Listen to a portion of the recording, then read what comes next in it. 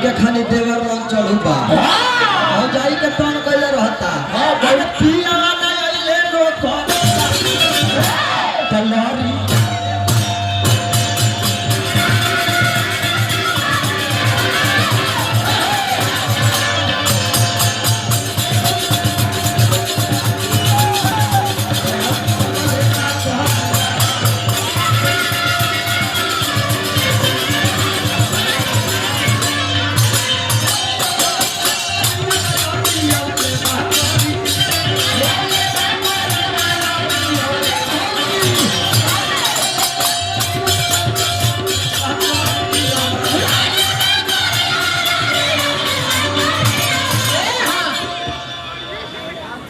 अरे बौधा है काजी कहाँ से आ गई फिर पौका ऊपर भइल बहुत सारा फागुन में तबाह पहले रहे भौजी भाई कोई कर भाई जैया कहती है अरे पिया ना आइले नो कर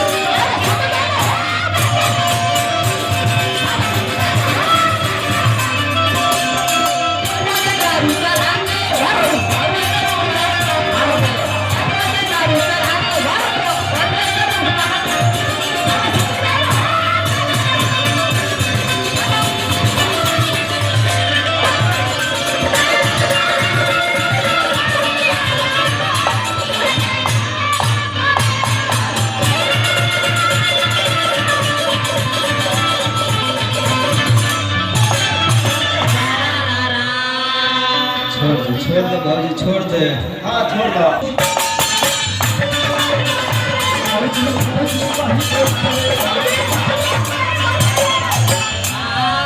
भौजी भौजी कह के लगे बुला लेता तो करत का बा तो मुंह ना लगे बैठ ना लगे बैठ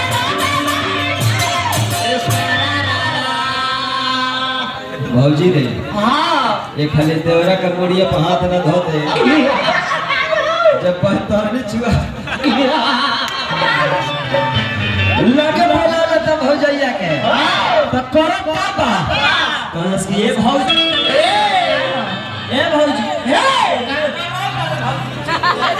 भौजी का हो हमरा भूख लागल बा हम खाना खाए खा लो चुप कर हम खाए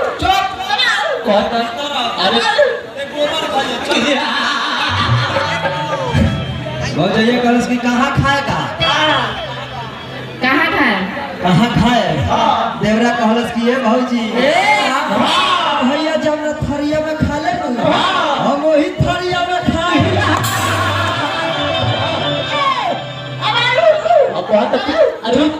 अरे वो बहुत पितौरिया में खाए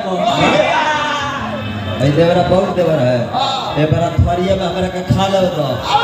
बिहान बोला कोई लबनी में खा ले तो करब का बा अरे चाहे झूठी आवे के थरी जाए देवर अरे चाहे झूठी आवे के थरी लड़िया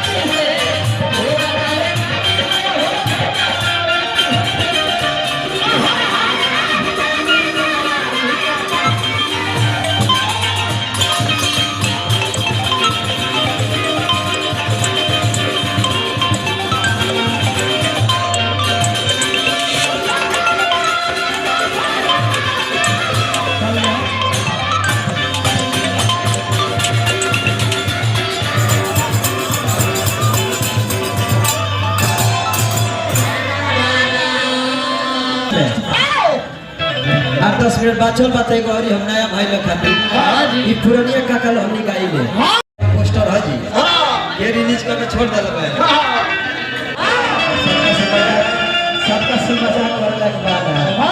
ना तो फागुन में मालूम चला तो मजाक को अगर लोग बीक हो जाता हाँ जी। ऐसे मजाक को कोई नहीं ठीक बात ना राजा की अंदर दादा बिहार का अपने याद करो तो मंदिर में लुकाई ले ये जगह भाई चलता बहुत जी हाँ अच्छा जी। मोनू बाबा हाँ मतलब जो है कि कब हमारे बड़े भाई होइला है ये सुने ला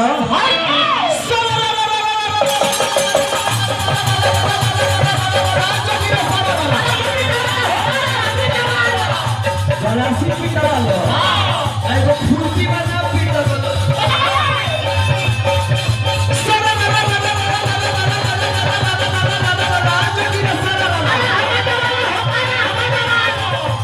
जरा हम जवान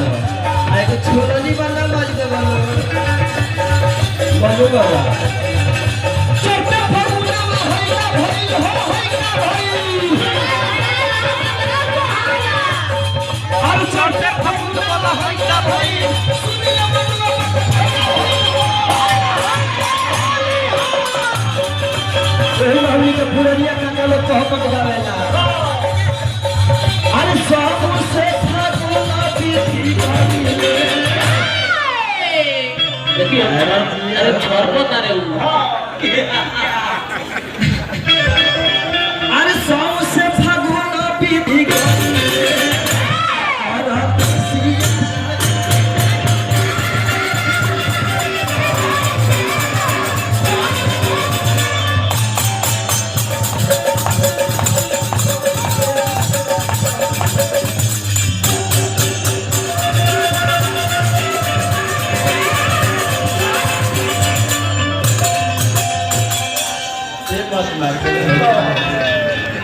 अरे देसिया ना आइले परत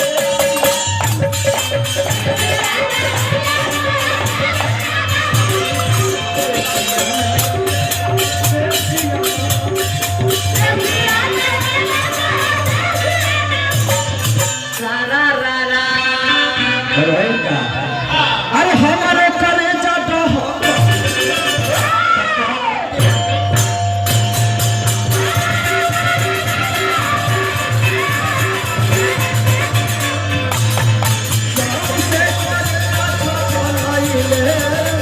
परदेसिया